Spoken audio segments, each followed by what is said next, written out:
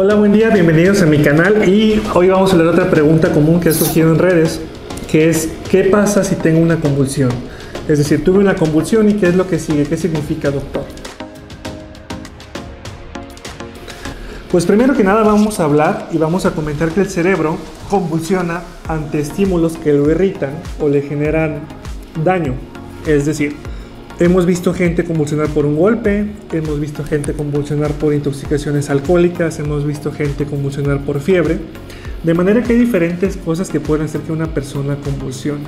Pero no toda convulsión significa que tienes epilepsia. Epilepsia es una enfermedad en que las convulsiones regresan de forma frecuente. Que de hecho, después de una crisis convulsiva es algo raro. Se sabe que a nivel mundial, más o menos una de cada 100 personas en algún momento de su vida va a tener una convulsión. Y también sabemos que la prevalencia de epilepsia suele ser una en cada 1000 personas. De manera que es más fácil convulsionar siendo una persona sana a convulsionar teniendo epilepsia. ¿Qué es lo que devuelve la diferencia? El riesgo de que te vuelva a pasar. Entonces, cuando nosotros como neurólogos atendemos personas que han tenido una convulsión, la primera pregunta que nos hacemos es: ¿este señor, señora, señorita, niño, niña, tiene riesgo de tener otra convulsión? Y es a partir de ahí de donde empezamos nuestro estudio del caso. Como les decía, es más común convulsionar sin tener epilepsia que convulsionar teniendo epilepsia. Pero la diferencia radica en que convulsionar teniendo epilepsia significa que la enfermedad va a estar regresando a lo largo de tu vida y requieres un medicamento a lo largo de tu vida, mientras que una convulsión sintomática, una convulsión provocada por, no se va a repetir a menos que te vuelvas a exponer a esa sustancia, objeto, daño que te la provocó. ¿Cómo calculamos este riesgo? Nosotros como neurólogos nos basamos en ciertas características que sabemos que confieren el riesgo de que esta persona convulsione de forma frecuente, es decir, que tenga epilepsia. La primera característica es si en el estudio de imagen, llámese una tomografía de cráneo o una resonancia de cráneo, encontramos una lesión estructural. Es decir, un cerebro de alguna persona que convulsiona, que tiene una cicatriz, tiene altísimo riesgo de que esto vuelva a pasar. Y si la encontramos, catalogamos a esa persona como alguien con epilepsia, con el riesgo de que esto vuelva a pasar, e iniciamos medicamento para prevenirlo durante años, y no desde que toda la vida. Otro factor importante es el estudio del ritmo cerebral, lo que llamamos electroencefalograma. En este estudio lo que se hace es poner diferentes sensores en puntos bien definidos de la cabeza para ver si esa actividad es normal o es anormal. Si tuviste una convulsión y tienes un electroencefalograma anormal, automáticamente se considera que esa persona puede tener epilepsia o tiene epilepsia e iniciamos medicamento que también va a mantener durante meses, años o incluso toda la vida.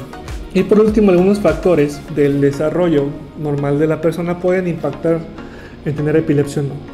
Se sabe, por ejemplo, que niños que tienen discapacidad intelectual o que tuvieron algún problema al nacimiento, como falta de oxigenación, crisis febriles, o sea, convulsiones con calentura los primeros 2 o 3 años, o algunos otros factores de neurodesarrollo anormal, tienen riesgo de presentar convulsiones de forma frecuente. De manera que si tú tienes este factor, tuviste un factor al nacimiento, tuviste una convulsión a los 18, la suma de estas dos cosas te confiere el riesgo para catalogarte como una persona con epilepsia.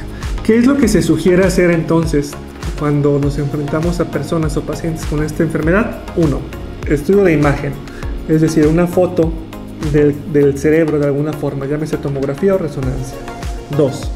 Electroencefalograma, el estudio de los ritmos cerebrales que se puede repetir hasta en 3 a 5 ocasiones para tratar de mejorar su rendimiento. Y 3. Una buena historia clínica en que se pregunta neurodesarrollo, antecedentes perinatales, es decir, de cuando la persona o el paciente estaban naciendo, exposición a ciertas toxinas, exposición a ciertas sustancias, historia médica, consumo de algunos medicamentos, entre otras cosas. Como puedes darte cuenta, la división entre tener epilepsia o no es algo definido, pero que requiere abordaje. Y nadie te puede decir que eres una persona con epilepsia con solo una crisis. De manera que lo que se debe hacer es estudiar tu caso. En algunas ocasiones, ante situaciones de riesgo, nosotros como médicos decidimos dejar medicamentos desde la primera crisis independientemente de los estudios. Te voy a dar un ejemplo. Una persona que tiene una crisis y es chofer, si le vuelve a pasar por dejarlo sin medicamento, pues pone en riesgo a él y a los demás. De manera que uno como médico decide dejar medicamento en ciertas condiciones. Si alguien se dedica a manejar maquinaria pesada, de igual forma. Si alguien tiene actividades de riesgo en que esta convulsión pueda poner en riesgo su vida y la de las demás, de igual forma dejamos medicamento. Es un tema complejo y es un tema prevalente. De manera que mi mejor consejo sería siempre complementar el estudio de la causa una vez que una persona tiene una convulsión. Muchas gracias por escuchar esta información. Te invito a que sigas mi canal para mayor información.